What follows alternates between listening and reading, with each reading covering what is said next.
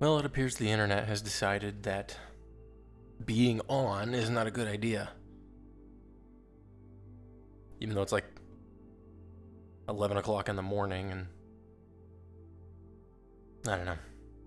Whatever. I was thinking of some things earlier today. I was on Facebook and somebody posted that image of basically saying, hey, there's a problem with illegal immigrants right now. And then another quote bubble hovering over the head of what appeared to be a Native American. It's like, oh yeah, there definitely is. And this has always been a problem for me. I get it. Yes. Technically, you could say that America is founded by invaders. But that's in the past. That's not what it is anymore. And constantly trying to be angry for people, I don't see the purpose in it. There's all this fear and all this anger that everybody wants to, for whatever reason, push onto other people. And it doesn't make any sense to me. You're not doing anything. You're not accomplishing something by doing that. All you're doing is getting other people angry for one reason or another. Either they're agreeing with you or they're angry because you're angry. And, I'm the type of person who, when I'm around somebody, I tend to feed off of their emotions. I hate it because it makes me feel like I'm completely out of control of myself. So when somebody is extremely mad and they're near me, I don't want to be near them. That's the last damn thing I want to be around, is an angry person. They may have valid points, but their anger gets in the way. And that's not comforting. That's not desirable. It's not productive either. I don't know. I mean, I guess you could say the same thing with the whole, feminism movement that's currently going on right now. But it's mostly, well, I wouldn't say it's mostly. I would say that the vocal minority are the rad femmes, which I talked about earlier, and how they're getting most of the coverage, but the majority of the average person is, at least from my understanding, pretty level-headed. Now, to sort of contrast that statement I just made, I actually unfriended somebody on Facebook some time ago because of their online portrayal of themselves, despite my experiences with them in person. It was a young woman, and I used to talk to her quite a bit. I used to be part of the Occupy Wall Street movement in Los Angeles during my homeless days. And it was probably for the first 6 months or so after, everything. Well, I got here in January. And then I started really talking to people in February, and I'd say March and April were really when the days that started to culminate on themselves. And it was only after we had this big march on May 1st when everything went to hell, funny enough. Because one day, while I was sleeping in a chair, all my stuff was stolen from me. So I didn't have anything, and so I went to the people that I knew. And from then, I was able to, I guess you could say, fight back. I had maybe $10 to myself. I still had my wallet, which was good. I still had a couple of things that were important to me. So I was able to start small. And starting getting public assistance, and so I had food coming to me, food money for food stamps and actual money coming to me so I could start doing things that I needed to do. Get a phone again, get some more clothes because I didn't have any. Get a tent, a backpack, all sorts of stuff. And, that helped a lot. Got a storage unit later. Was able to get a bus pass. Started going and donating plasma over time. Did that for about a year. And slowly but surely, it got me back into school. The school money has helped. Then, I went to Alaska last year, and that really sort of put me over the edge. And now I'm sitting in an apartment talking on a $50 microphone. It sounds pretty good for the price. My life has definitely been interesting. And I've found that having goals, but having realistic goals, let's be honest, having crazy, super passionate dreams, yeah, it's nice, but it doesn't get you anywhere. And optimism, the belief that you will accomplish the thing that you're after, or simply that things will work out, will help a lot, in fact. And you could say that I'm proof of that. Am I special because of it? No. We all go through shit. I'm sure I'm special to some people, and there are times when I don't feel like that. But that doesn't mean that I'm not. And again, am I special to the average person who might be listening to this? Probably not. I might make some points that you agree with, but I'm not here to rile up your emotions. Sure, it'd be nice to do some comedy and stuff, but I find that happens more in the sort of first person experience. If you met me in person, I would be goofy and ridiculous. I guess that's just how my brain works for the most part. But that optimism, like a couple of the goals that I had in my beginning days was, let's not appear to be homeless, so let's keep myself clean, keep my clothes clean, and, no begging. I would say that despite all of it, I did pretty well. There were times, of course, I'm sure, where I looked a little bit more homeless, or smelled it, of course. But I worked hard at trying to ensure that was improving. And again, I feel like I succeeded. Moving on, if you will. Gotta do something different. Gotta, step it up a notch. And I think that to take this back full circle, I think that is the antithesis of all of this hatred that people exhibit for whatever ideology that they are trying to perpetuate. Oh, well, we need to look at everybody as a victim. No, we don't. I understand that people are victims to things. And that sucks. But if all we do is look at somebody as a victim, then we don't see them as somebody who can be empowered, who can become better or successful, or to make somebody who has the ability to make their lives better. I get the fact that America is what it is, but every country in the world, every society has its downfalls, it has its negatives, but it also has its positives. And if we only focus on the negative, if all we do is yell and scream and shout about it, nobody cares. All they're doing is getting angry at you for making them feel bad. Being productive in any capacity, it doesn't matter if you're making a multi-million-dollar video game or $1 billion industry or, a short little audio clip or whatever.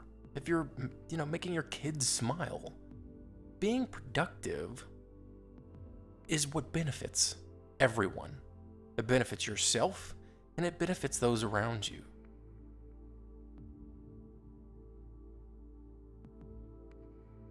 If you can be productive in some way, instead of yelling and being angry,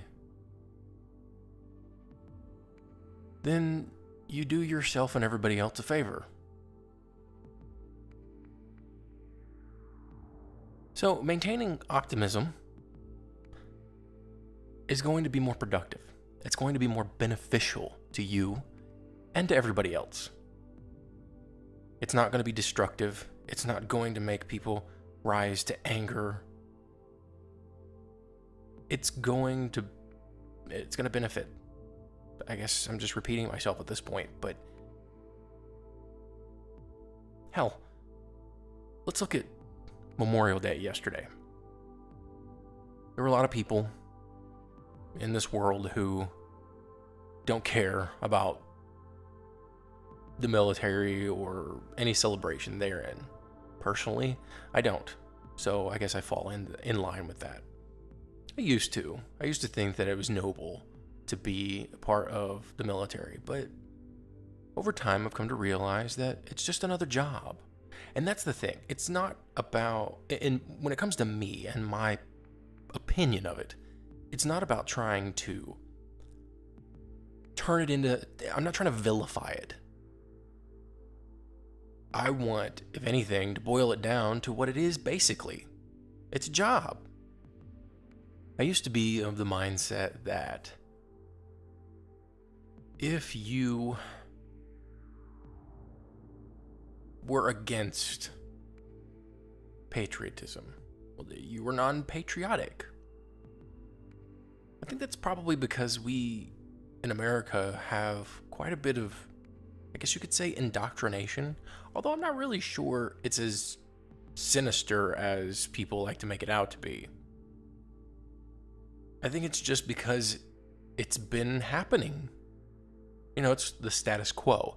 It's the thing that we've been doing. If you're running a marathon, for instance, and you're still running a marathon. And if you stop, then you're going to feel like you've done something wrong, that you haven't completed the thing that you're trying to do. And, take it back to what I've been saying. Keep going. Keep improving on the thing that you've been improving on. Well, if you look back at where it could be, where you don't want it to be, then obviously you're going to do the opposite. So, I'm not going to look at, I think it's what, Hanlon's razor that says, don't assume, what is it? Assume like incompetence instead of malice. So, in a way, I like that. It makes you a more understanding person, for one. You're taking on this role of being more mature, I guess you could say. You're looking at the situation and saying, all right, I don't think you're an evil person. I don't think what you're doing is bad. I may not like what you're doing. I would say that if it was done to me, it might be bad. But perhaps the intent isn't necessarily bad. The intent may have some good behind it, and their execution is just stupid. The execution is what's bad. Look at things like what we understand terrorism to be. The other day, somebody was talking about on Reddit, North Korea. And I think it was Advice Animals. Somebody was asking, why the fuck is everybody... Why the fuck does America fear North Korea when we, South Koreans, apparently, don't give a damn? And it's kind of that anger for other people thing that I've noticed. We're angry for the people who live in North Korea. And that's when I said, well, one man's evil is another man's justice, because I think somebody said something along the lines of, any injustice anywhere is an affront to justice everywhere, something along those lines. It's a quote that people like to use. And I said, well, I think that quote is actually kind of dumb, because one man's justice is another man's injustice. Look at ISIS, look at North Korea, look at what we understand the Taliban to be. The thing is we don't actually know. There's a lot of information out there, yes, but we don't have the full story. And this isn't some sort of like conspiracy theory nut job like, oh, well, we don't have the whole story. We don't know what's really going on. It's more like nobody's ever had a conversation with the other side. Nobody's ever tried, at least that I know of, nobody's ever tried to understand the opposite side, to try to look at what the Taliban was doing, or what ISIS is trying to accomplish now, or what North Korea is trying to accomplish now, or have been accomplishing. Why is it now, finally, after 40 years, the embargo in Cuba is finally over? Because they didn't do anything. Why? Well, my understanding is that it was in the Cold War, and that they happened to ally themselves with the Soviets.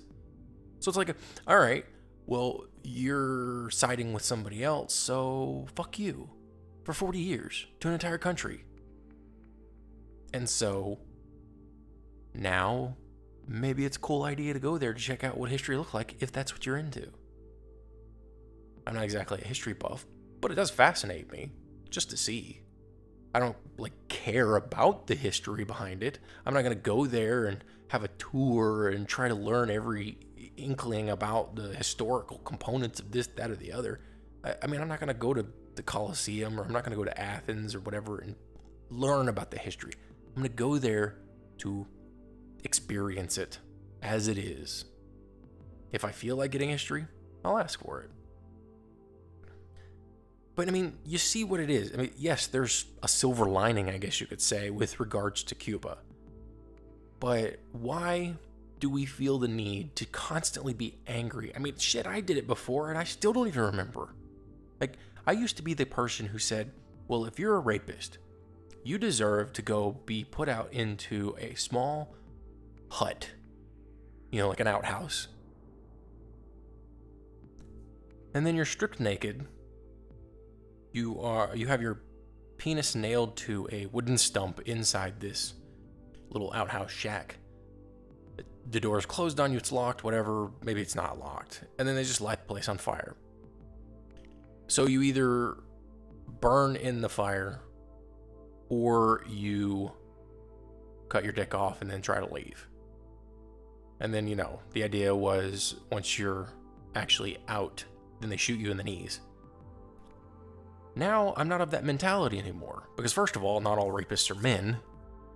And rape, despite it being so prominently, just thrust in our faces, it's not nearly as much of an epidemic as people might want you to believe.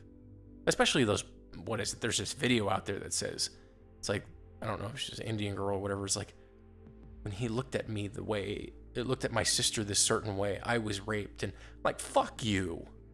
That's bullshit. First of all, you're diminishing the whole concept of rape. You're making it out to be something that's entirely different, plus you're being narcissistic as hell. Shut the hell up and, get your head out of your ass. Stop being a victim. Because again, we have this, I don't know if it's really a culture. Maybe it's just, again, the vocal minority. But we seem to have this vocal minority that wants to make everybody a goddamn victim. There are actual victims out there. And yet, you're not doing anything to actually help them. Again, going back to what I was saying throughout this entire dialogue is that if you want to help people, being angry for them does not do them any service. You're not helping them.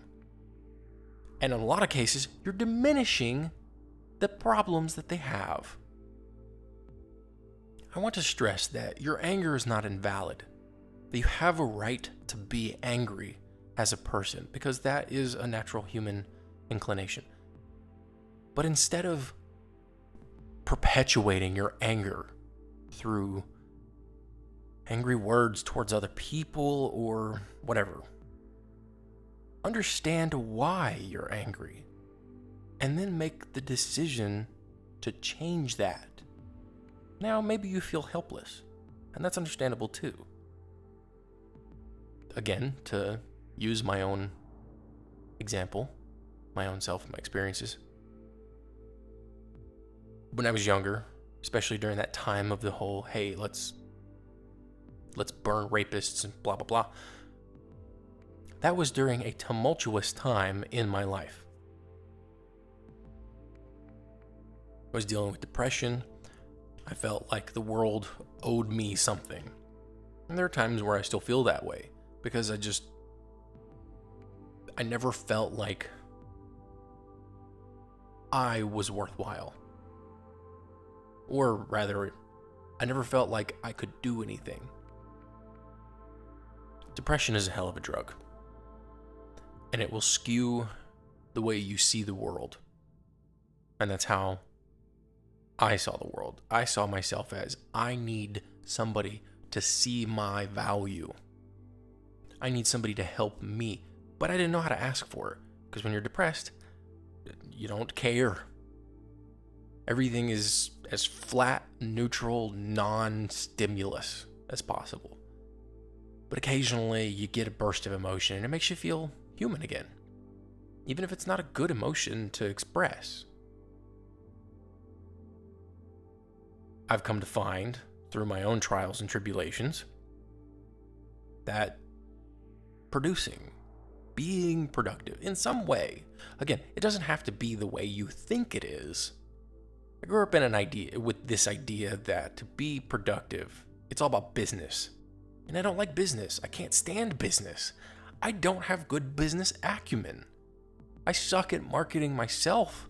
Fuck anything else.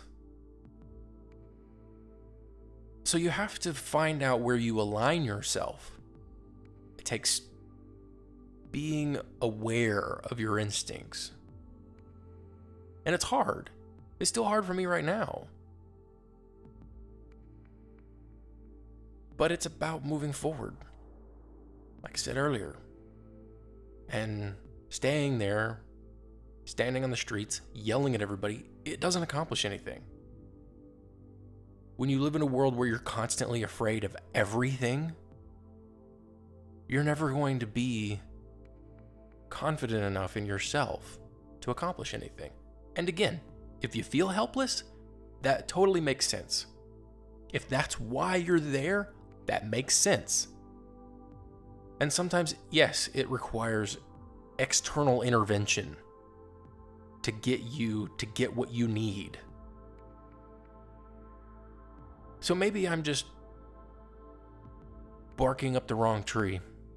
Maybe I'm talking to a wall at this point. Maybe I'm just preaching to the choir. And maybe that's what it's all boiled down to in the real world. That no matter what you do, no matter who you talk to, no matter how you approach things, it doesn't matter.